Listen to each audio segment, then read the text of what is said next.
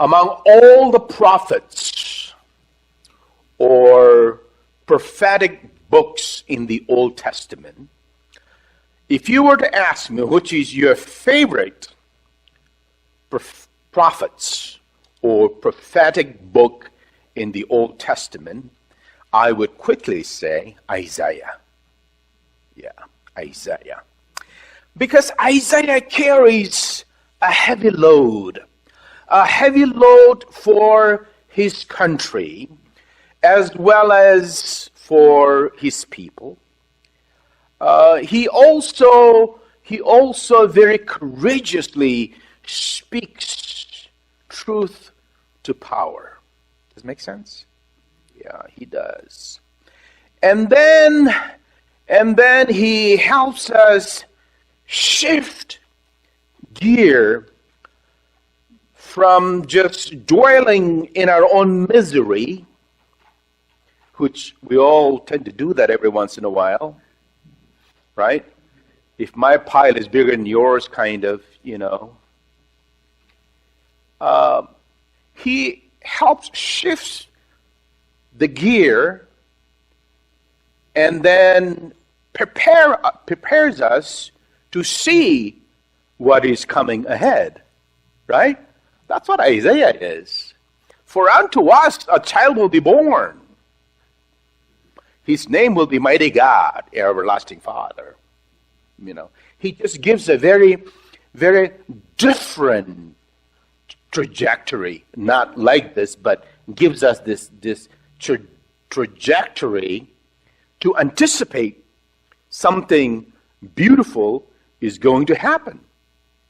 It is the hope that we first looked at, right? The hope I preached, if you remember. Yeah, so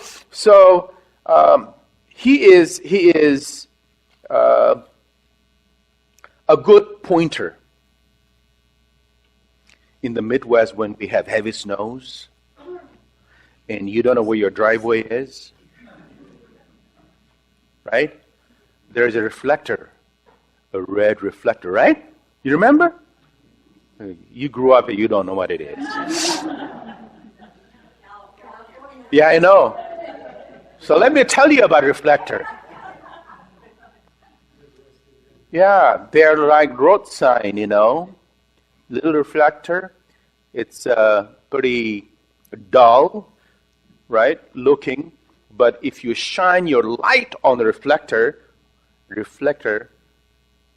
shines back to you and tells you this is where your driveway is. This is where you need to stay, right? See? There are some Midwesterners here. They get it. Yeah. So Isaiah and John the Baptist is like one of those reflectors. Right? You with me now? Yes. And this reflector is saying, this is the way to go. Arrow is pointing this way. They are saying, it's not me. Reflector is not saying, it's me. No, it's this way.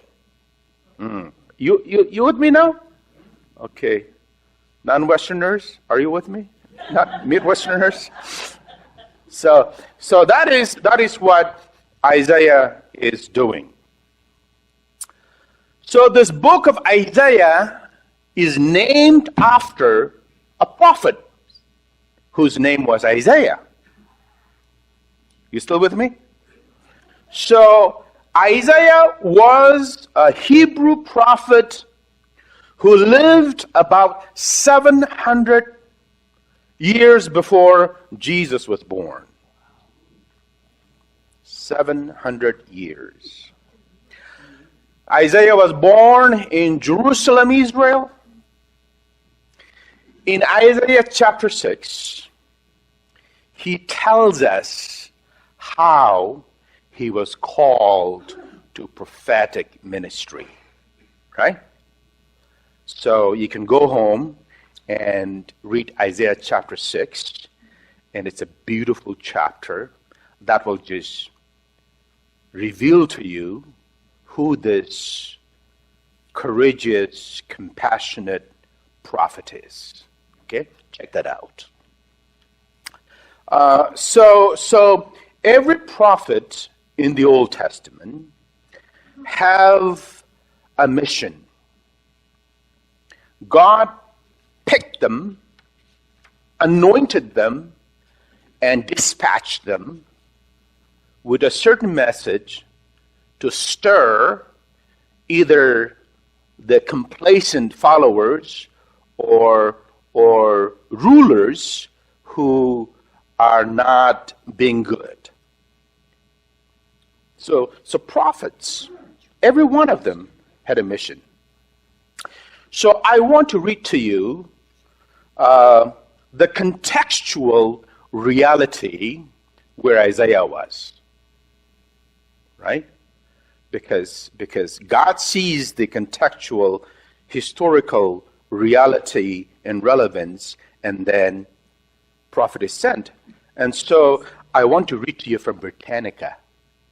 You never heard that, right? Okay. So this is what the Britannica said, and it's very profound. I cannot write this way. So here it is. Isaiah's experience bridges the classes and occupations. Whatever his family circumstances, still in his youth he came to know the face of poverty and debauchery of the rich.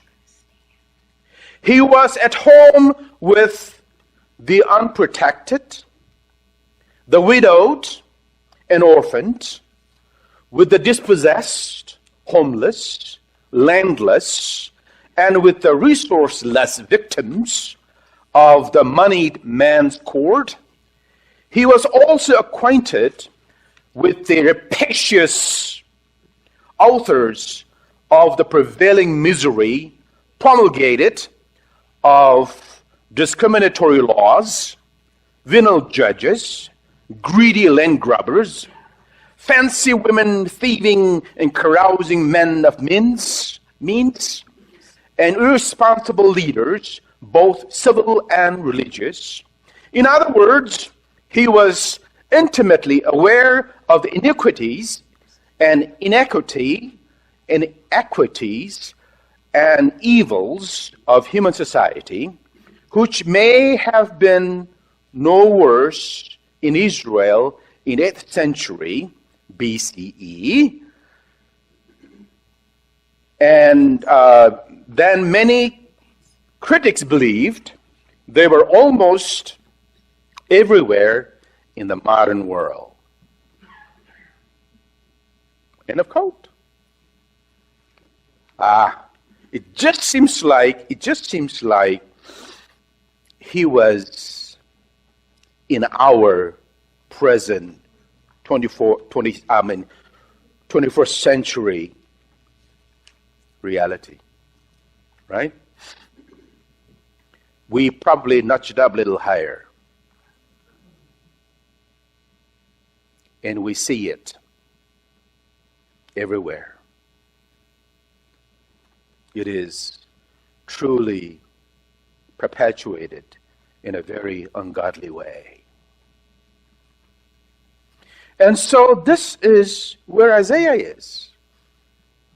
It is no wonder God wanted to send somebody to speak truth to the power and even humble those who call themselves followers and believers. It is nothing like complacency, right? And we can all be, victim of that complacency.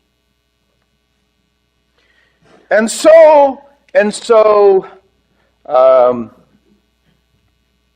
Prophet Isaiah is saying to the people, this got to stop, right? Isaiah is saying, this got to end. Darkness must be overcome. But then he is also saying, but we cannot do it on our own strength. Because we've been trying it, right? And it's almost like you go 3 steps forward and 1 step back, right? It's one of those things that we constantly struggle. And Isaiah is saying, we just cannot do it on our own strength. But change must come from the bottom, not from the top. Top is always going to be oppressive, exploitive, right? And so it has to come from the bottom up. It has to be a very organic move. People must realize that God is going to be our strength to transform the reality. But transformation has to be personalized. If I am transformed and she is transformed and 6 of us are transformed, the 6 of us can do something, right? It has to be organic, gradual, revolution from within. Change can only happen that way. If 50 of us, 60 of us decided to make a change, imagine what would happen. If we can only bring 1 person each, that is 100. If 100 of us went out, that would be 200. See, transformation, it's a movement. It's not stagnation. Stagnation is bad. If you stagnate too long, you will stink. It has to be a movement. And so that is what Isaiah is talking about. Yeah, this is what Isaiah is talking about. And then Isaiah is saying, God will intervene. Because Isaiah is probably saying, God sees your helpless status. God probably can see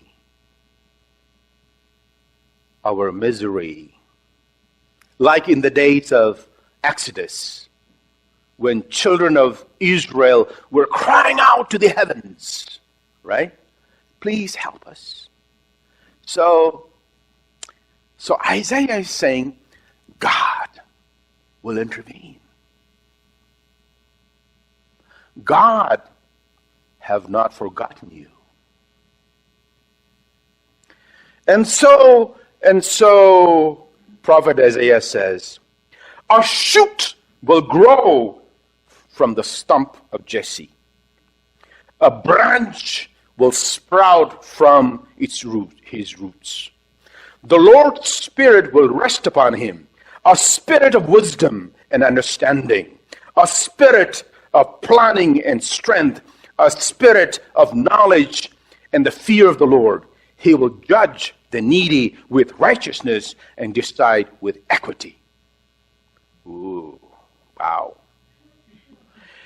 And Isaiah even gave them a very astounding metaphoric images for them to wrestle with.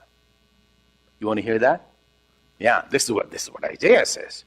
The wolf will live with the lamb, and the leopard will lie down with the young goat. The calf and the young lion will feed together. The cow and the bear will graze, and lion will eat straw like an ox. Isaiah is talking about a peaceable kingdom. Heaven is not restricted for the righteous few. Heaven should be down here too. Right? There is a song called Heaven Came Down and Glory Filled My Soul. You know that, right? Yeah. Heaven is not up there for a few. We can bring heaven down here and experience God's joy, the peaceable kingdom. Don't you like Isaiah?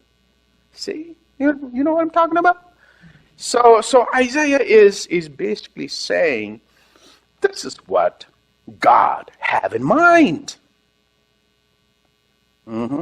So with these backdrops, now you know why chapter 12 makes sense. Right? This is the backdrops. There's just so much going on. And so Isaiah chapter 12 is saying, I know, God, you were really mad at us. But now you're not mad. You are so good. You're so gracious. Salvation is coming from God. And so these are some exact words. God is indeed our salvation. We will trust and won't be afraid. Yes, the Lord is our strength and our shield. Indeed, God has become our salvation. You will draw water with joy from springs of salvation. Sing to the Lord who has done glorious things, proclaiming throughout the earth. It's almost sounds like Psalms, isn't it? But it's prophet. It's prophet Isaiah talking. Elizabeth Webb, a professor, wrote this, and sounds pretty good. So, here it is. Water is a common motif in the Hebrew Scriptures. There are narratives of God's miraculous provision of water for desperate persons and communities. Water is often used as a metaphor for salvation, and water represents the very presence of God with individual and with communities. Here in chapter 12 of Isaiah, wells of salvation from which the people will draw seems to reflect both salvation and divine presence, as the reference to God's indwelling with Israel suggests. Another passage in Isaiah speaks beautifully of the salvation and presence of God as water for those who thirst. Isaiah 41. When the poor and needy seek water, and there is none, and their tongue is parched with thirst, the Lord will answer them. I, the God of Israel, will not forsake them. I will open rivers on the bare heights and fountains in the midst of valleys. I will make the wilderness a pool of water, and the dry land springs of water, so that all may see and know, all may consider and understand that the hand of the Lord has done this. The wells of salvation, the water of God's gracious presence, are bottomless, endless. These are the waters that give life, restoring vibrancy to a world that is dying of thirst, seeking wholeness for those overwhelmed by the floods of destruction. The water of forgiveness, of liberation for all that holds us in captivity, of refreshment of souls that are parched by grace, for grace. Isaiah is profound. One day, Jesus was talking to a Samaritan woman in chapter 4, which was culturally no stuff. And culturally, the woman he was speaking to was relegated, labeled,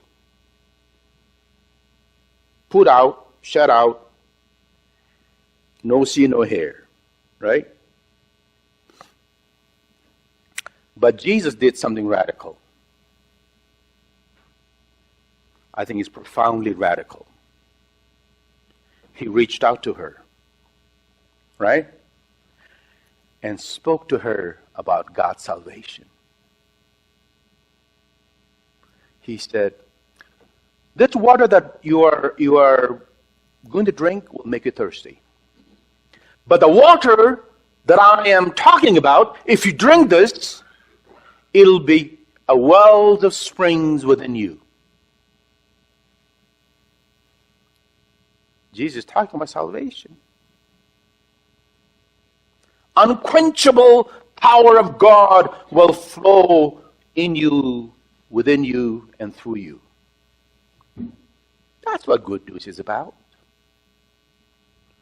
You cannot put a good news in a bottle. Something like you see in the museum. No.